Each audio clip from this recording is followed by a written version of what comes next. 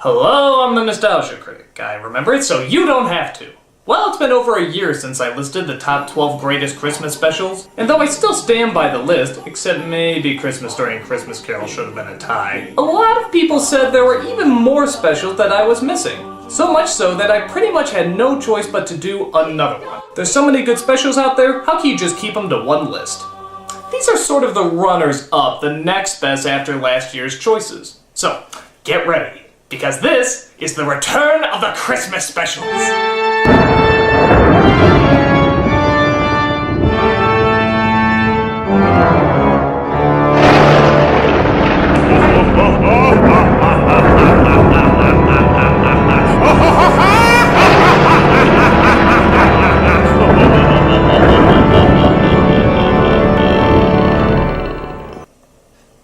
Jesus. So, let's take a look at our next top 11. Why top 11? Because I like to go one step beyond. Let's take a look. Number 11. The Star Wars Christmas Special. What? That's not a real special. It doesn't even exist. No human could be that idiotically cruel. Well, let's move on to the real number 11 spot, Elf.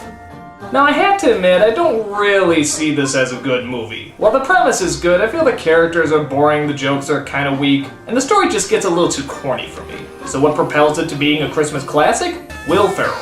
He is just hilarious. I love his energy, I love his innocence, and I just love his naivete. Congratulations!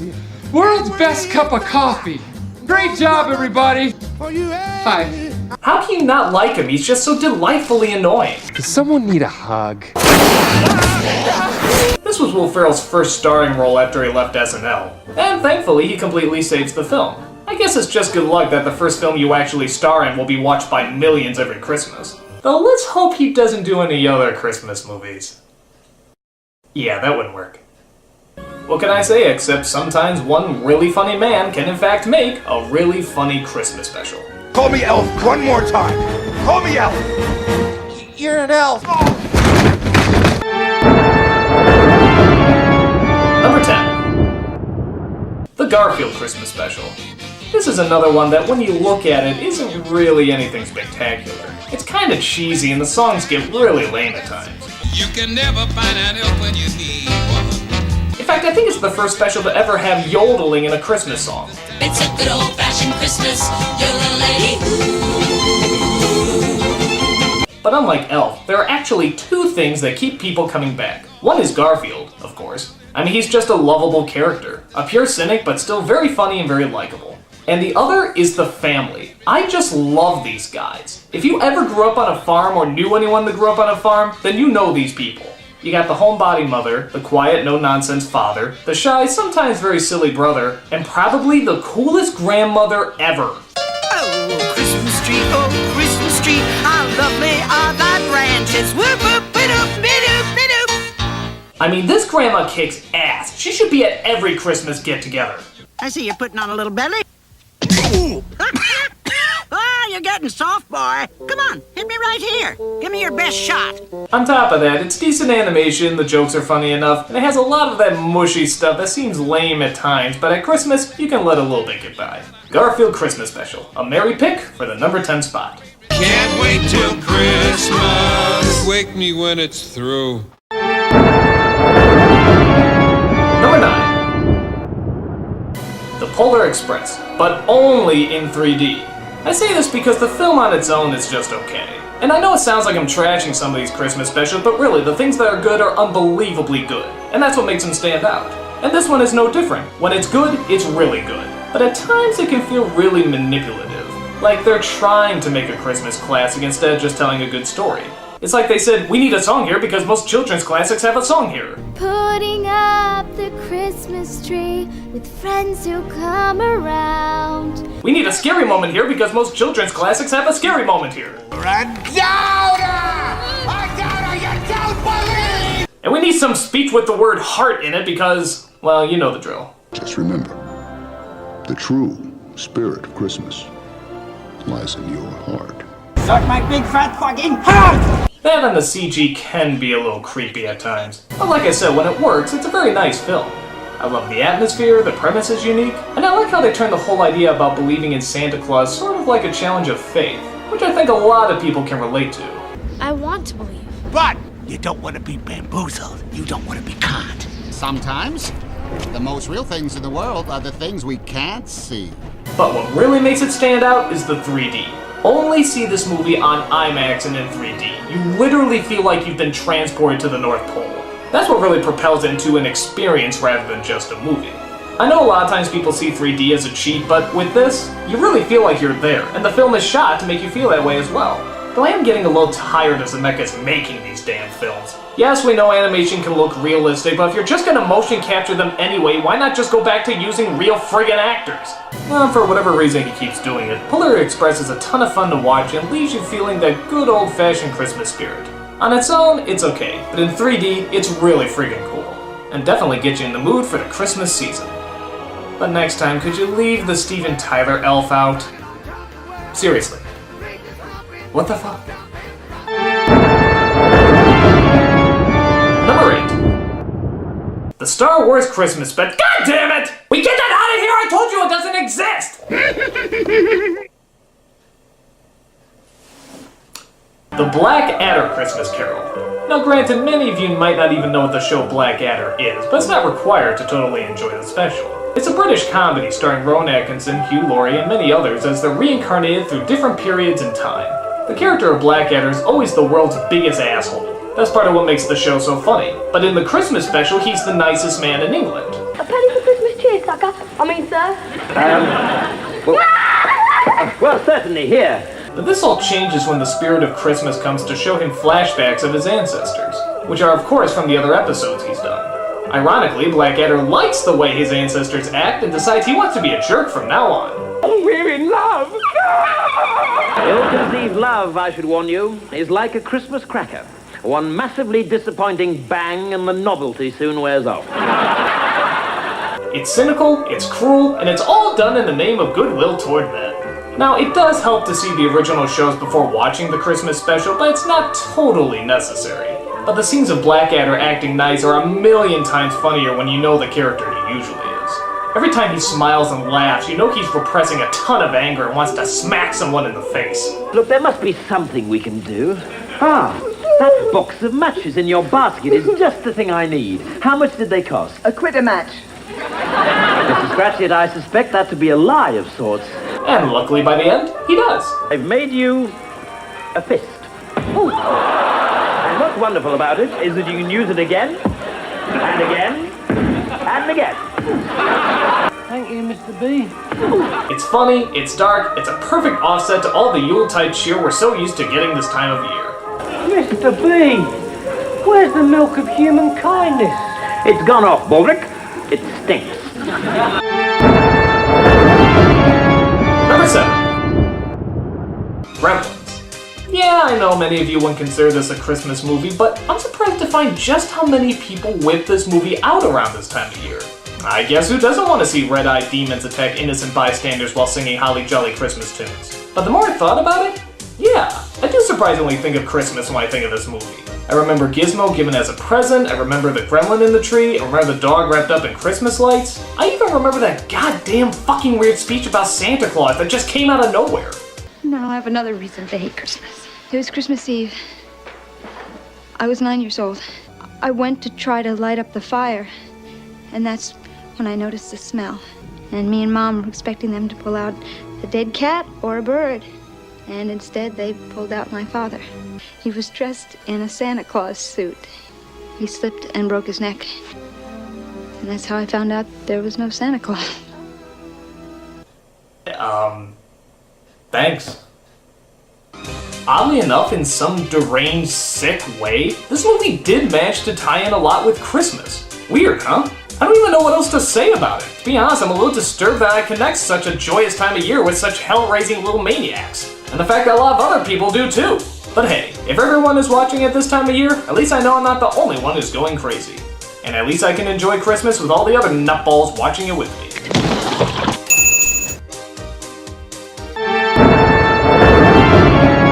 Number 6.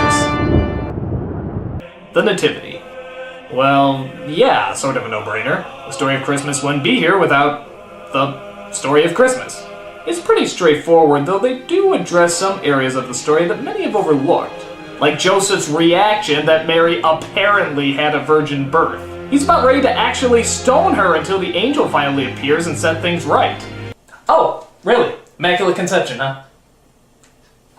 Oh, the Son of God! Yeah, the Lord of all, no kidding. Wow, I'm gonna give the Archangel 2 seconds before I pound the living shit out of Don't, Joseph. It's cool. you! You got lucky. I also really enjoy the 3 wise men in this movie. They're actually really likable and even a tad bit goofy. But not too much that's over the top. The only problem I have is that the spiritual aspect almost seems rushed at times. Every time the angel appears, it's like a drive-by prophecy. Bitch, you pregnant, bye! But the rest of the film is good. It's thoughtful, it's heartwarming, and it's very engaging to watch. For some reason, the film got really panned by critics. I'm not entirely sure why. Maybe because it was following on the heels of The Passion, and everyone thought we were going to see more religious sadist porn after that. I don't know. But the film is good and seriously overlooked. In fact, I'm curious to see what else the director of this movie has directed recently. Well, trust me when I say this film is good. And if you haven't seen it yet, check it out this Christmas. I mean, it's Jesus' birthday, for crying out loud. You own that.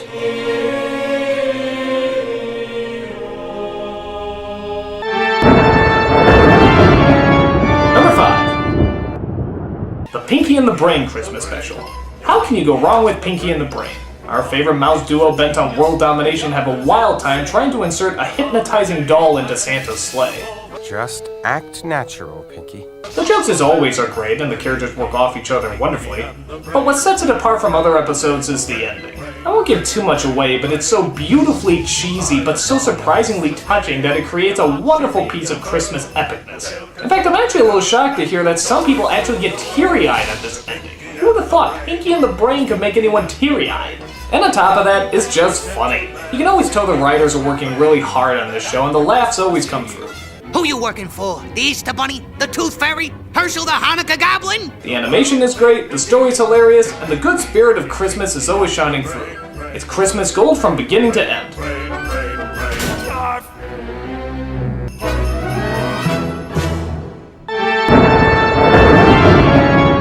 Number 4. All in the Family, the Draft Dodger. Often considered one of the great... Okay, what is that? Can you tell me what that is? Often considered one of the greatest sitcoms of all time, All in the Family created a brilliantly uncomfortable scenario for almost every episode. They also did a ton of Christmas shows as well, but probably the most poignant was The Draft Dodger. It's Christmas Eve at the Bunker's house and the always conservative and bigoted Archie is eating with his family. But he's greeted by one of Mike's friends from Canada who's breaking the law by being there because he moved there to avoid the draft. On top of that, one of Archie's friends is invited too, who recently lost a son in Vietnam. My God, the awkward machine is about to blow! Again, I don't really want to give anything away, so I won't say much more. But let's just say it's uncomfortable. I wrote to the president about it, Mr. Bunker. He just couldn't come up with as many reasons for killing people as I could for not killing them. I will also say that you can see why this show is often considered one of the best shows ever. Its writing is so direct and so uncompromising that you have no choice but to confront the issues they're talking about. As always though, they mix in just the right amount of comedy as well. What do you think the whole people of this country can say whether or not they want to go to war? You couldn't get a decent war off the ground that way. It's funny, powerful, and leaves quite an impact. But hey, that's the show in a nutshell. And on Christmas, you can always expect something strong and meaningful every time.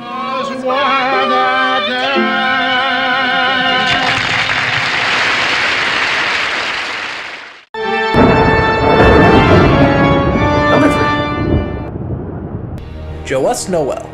This film is starting to grow in popularity, but still not a household name. It truly is fantastic though, and deserves more recognition. It's based on an incredible true story set in the First World War. Scottish, German, and French soldiers are head-to-head in the trenches, ready to kill one another. But on the night of Christmas, they all amazingly agreed to a ceasefire because of the holiday.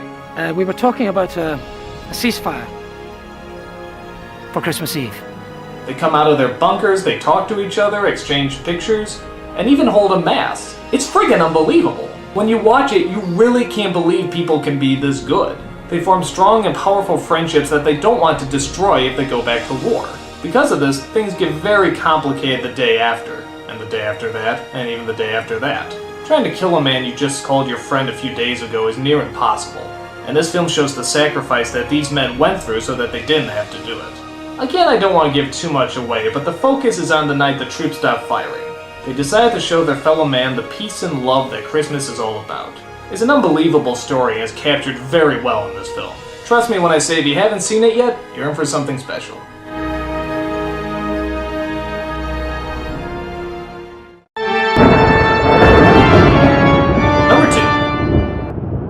The Snowman. Yeah, I heard a lot of you complaining on the last list that I forgot to put this in. Well, here it is in all its animated glory, and it truly is wonderful. It's hard to describe exactly what makes it so good. I think it's just the fact that it's a relatively simple story that somehow really seems to teleport you to another world. There's no sound and no dialogue, but that just makes it stand out even more. The look is very unique and really offers a warm, imaginative look at winter. The story you've heard before is pretty much the tale of Frosty the Snowman. The boy makes a snowman, he comes to life, he flies. Well, that's fucking cool. And he takes him to a rocking party where there's like a bajillion other snowmen? Dude, I want to go to a snowman party.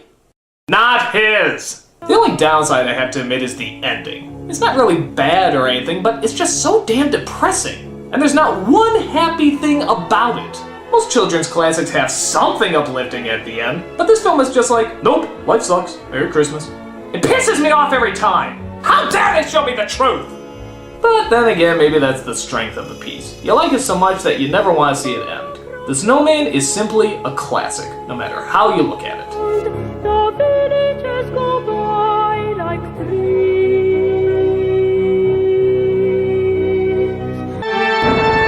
And the #1 next best Christmas special is Die Hard. It counts, it counts! It takes place at Christmas, therefore it's a friggin' Christmas movie. One of the best action movies of all time? How can you go wrong?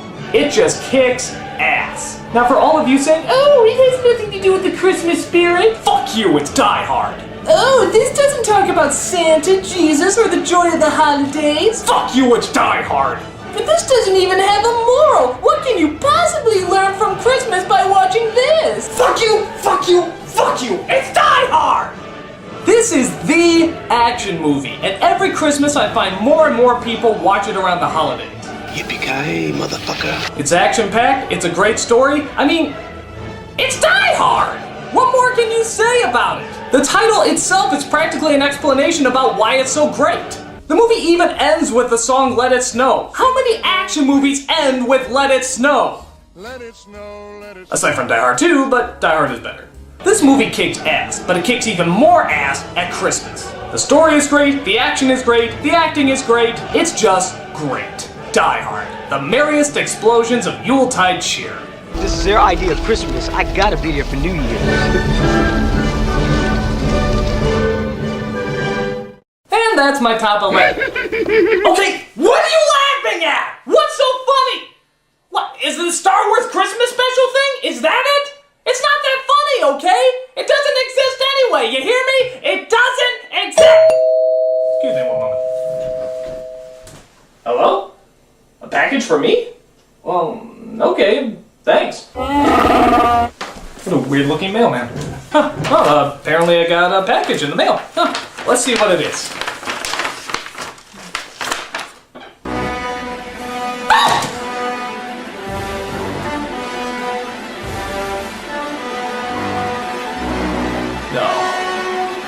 That's not true! That's impossible! Search your feelings, you know it to be true. You have paid the price for your lack of vision. Please! Anything but this! I can't do it! I can't